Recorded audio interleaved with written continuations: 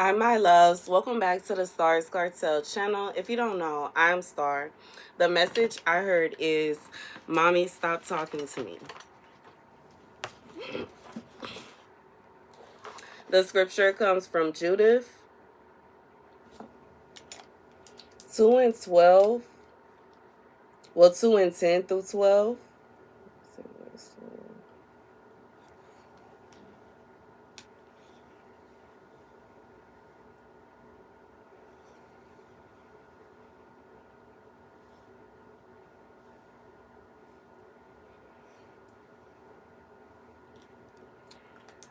But you will go out and take all of their coasts for me first. If they will yield themselves to you, then you must reserve them for me until the day of their reproof. As for those who are disobedient, your eye will not spare, but you will give them up to be slain and to be plundered in all your land. For as I live, and by the power of my kingdom, I have spoken, and I will do this with my hand. So here's the message.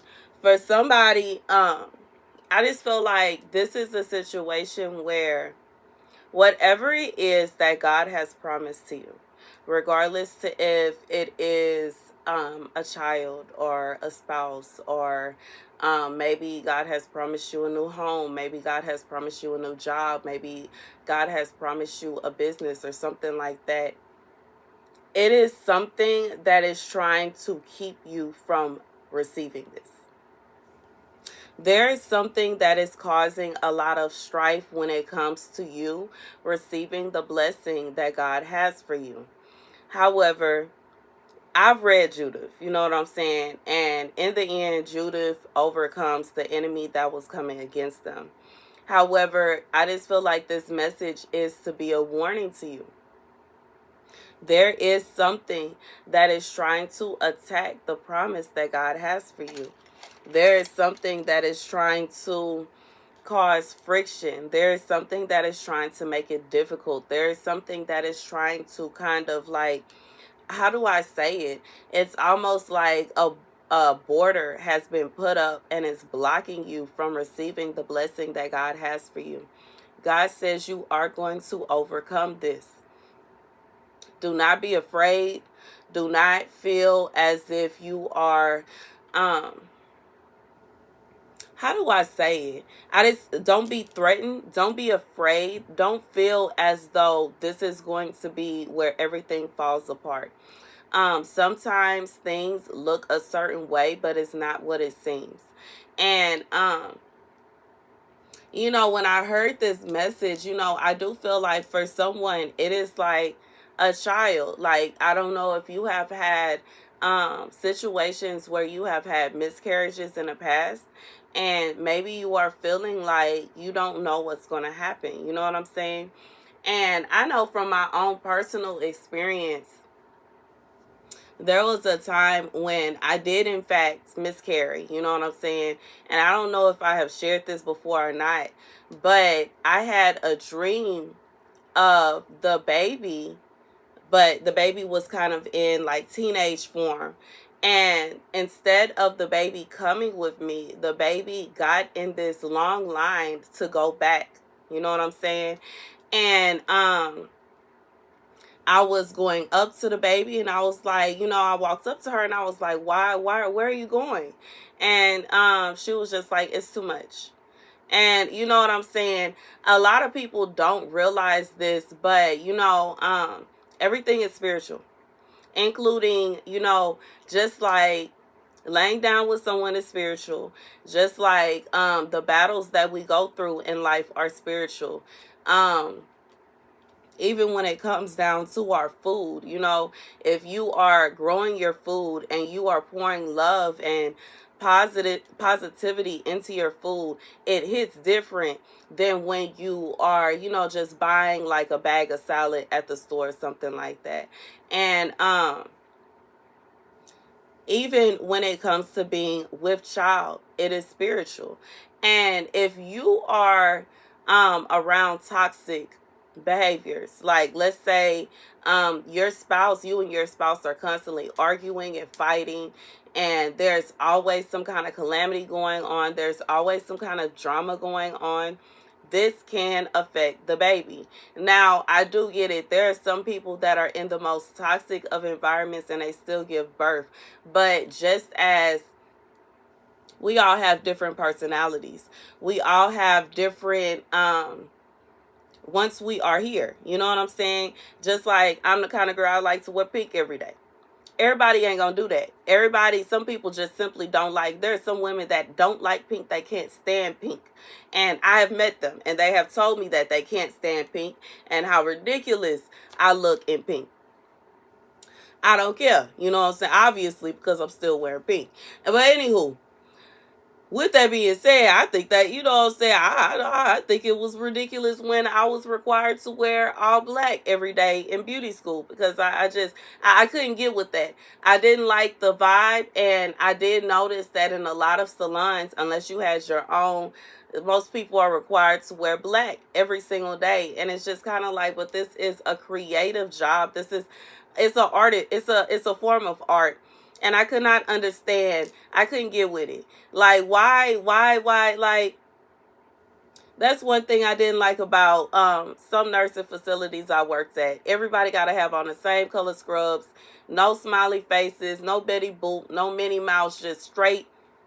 And it's just like, it's depressing. Okay, it is depressing, not only for the workers but for the patients as well, because as somebody that has experience being a patient at a hospital and a nursing home, baby, it is so like anyways, I do know it's intended for order. I do know it's intended because they don't want anybody to be confused between who is a nurse and who's a nursing assistant and who's a doctor and who's this and who's that. But at the same time, come on now. Like, you know what I'm saying? After you've been a patient there a few days, it's no confusion. You know, there's no way that... And the crazy thing about this, where you would really need that kind of order, like at a doctor's office, they don't even do that. I digress. Anyways, moving on. I just feel like for whoever this is for, God is saying that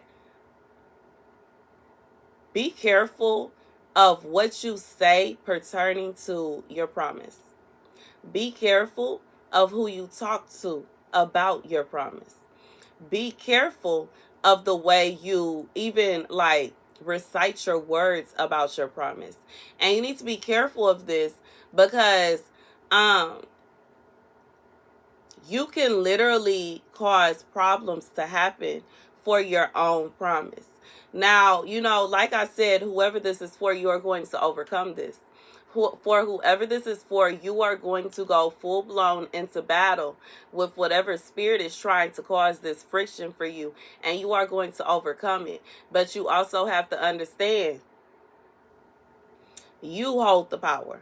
Just like in this scripture, if Judith wouldn't have decided, you know what, I'm going to get dressed up, I'm going to go out, and I'm going to defeat them, then they wouldn't have brought the victory. They would have been defeated. But because she went ahead and did as God instructed her to, she prayed to God about it, and she did exactly as she was instructed to do, and she was able to bring home the victory. For whoever this is for, God is saying that it's not a situation where he doesn't want you to have the victory. It's not a situation where he doesn't want you to have this blessing. It's not a situation where it's going to be impossible for you to have this blessing. But this is coming as a warning. When it pertains to your blessing, you have to be careful.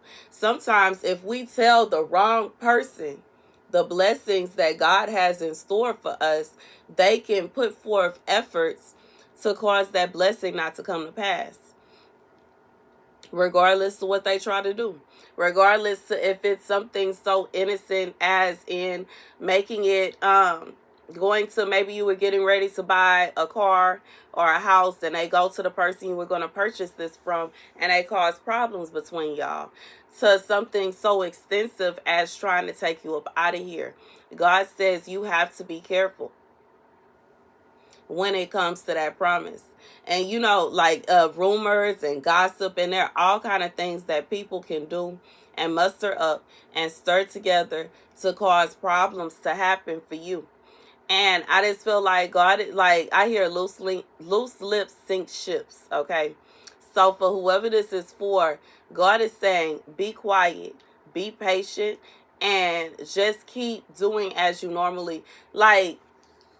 For somebody, God said, do as you normally would. Don't start acting weird.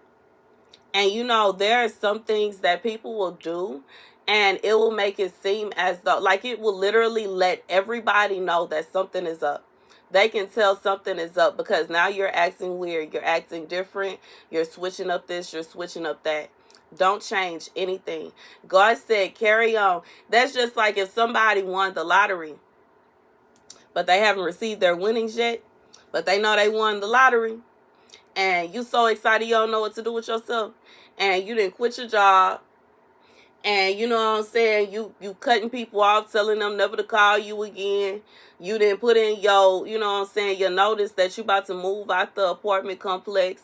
You letting everybody know you up out of here, and you about to do this, and you about to do that, and you doing all these things. You letting everybody know what's going on before it has even happened. Don't do that. God say chill. Relax. You know what I'm saying? Even I'm thinking back on when I got my bike, when I got my scooter, I ain't tell nobody I was finna get no scooter. I told nobody. I told no one. I was just, and I had been looking at it for almost a year. Like, you know what I'm saying? Since I had my other one, I didn't see that one at first. But then a few months later, I saw it and I was like, oh man, I could have got this. And I was thinking to myself, maybe. We'll see how it go, And I liked my first scooter. It was cool. But one thing I didn't like about it, it's so small. I can only ride it on the sidewalks. And then in Houston, they have the ordinance where they really want the scooters on the street. Most police officers left me alone once they looked at it, and it really don't go that fast. And I would be more of a danger, not only to myself, but to other drivers on the street than I would be a danger to anybody walking on the sidewalk. So they left me be. Now, the one that I got, I can ride it on the street. I can't ride that on the sidewalk. I will be a danger to people on the sidewalk if I try to ride it on the sidewalk. So I don't. And I just feel like it definitely is a safer option for me. And it's pink. It's so cute. You know what I'm saying? It's a different color pink than my other scooter, but I like it. You know what I'm saying? But I just feel like that was something that was unexpected. And the car was really unexpected. I wasn't even, you know what I'm saying? I was looking at cars, but I had no idea that God was going to do that. And for some of you, there are things that you know about, but you don't know what God is going to bring after that. Sometimes we don't realize what God is doing. Sometimes we can't see the full spectrum. But if we open our mouth too soon, we could close the doors that are open to us. So for whoever this is for, this is not me telling you to be sneaky, okay? But it is me telling you that everybody don't need to know everything. You don't have to share everything with everybody. Carry on as you were doing. And as time progresses, whatever it is that God has in store for you, it is going to blossom on its own. You know what I'm saying? Allow things to happen naturally. Stop trying to force it. Stop trying to force things to happen. You know what I'm saying? That's just like how sometimes a woman can really want a baby, and she could make herself believe that she's pregnant before she's pregnant. And it's like she will literally be having pregnancy symptoms and she's not even pregnant. You do not want to be in that position to where you are basically having all of these symptoms and you're thinking that you finally are about to, give birth, and you're not, okay? Because you have basically made it known to all people around you that this is going on, and it ain't going on yet.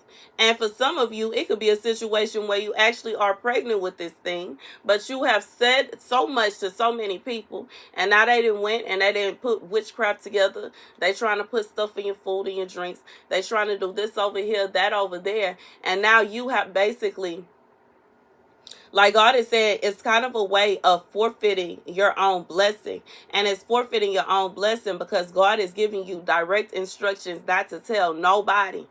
Nobody. Don't tell nobody what he's doing for you. Don't tell nobody what he is about to birth for you. Don't tell nobody what God is working on. That's it. For somebody you already told a little bit, that's it. Don't tell nothing else. Keep your mouth shut. And, you know, for somebody, I feel like God is saying that he is going to give several blessings to you. Keep your mouth shut. Okay? Just as what I was just talking about. I said I wanted a car or a vacation for my birthday. And God gave me a scooter, a bike, and a car. God said, don't say nothing else. Don't say nothing else. And then it blessed me to be able to go out and celebrate my birthday all throughout my birthday month, which was a blessing in itself. You know what I'm saying? It wasn't a vacation, but I did have a good time. You know what I'm saying? God said, keep whatever it is that he's about to bless you with to yourself. It's no need to go out and tell everybody. It don't even matter who it is. For some of y'all, God don't even want you to tell your spouse. Because here's the thing. Sometimes when we are excited about something and you tell someone else and they're excited about it too, they can go and tell other people that's not going to be happy. And those people will start wishing evil upon whatever it is. Don't tell nobody nothing. Nothing. Don't say nothing to nobody. And you are going to defeat that spirit. But don't say, like, basically with you not telling anybody anything, there will be nobody that the spirit could use to come against you. Because we have to understand, just like when it came to Saul and David, the only way the spirit that God sent that spirit into Saul, that wicked spirit, to make him start acting the way he was. But the only reason it made him act that way is because he already felt some kind of way in the first place. Don't tell nobody nothing that God has shown you. Keep it to yourself. And that's the message. Thank you guys for watching. Be sure to like, share, and subscribe. Deuces.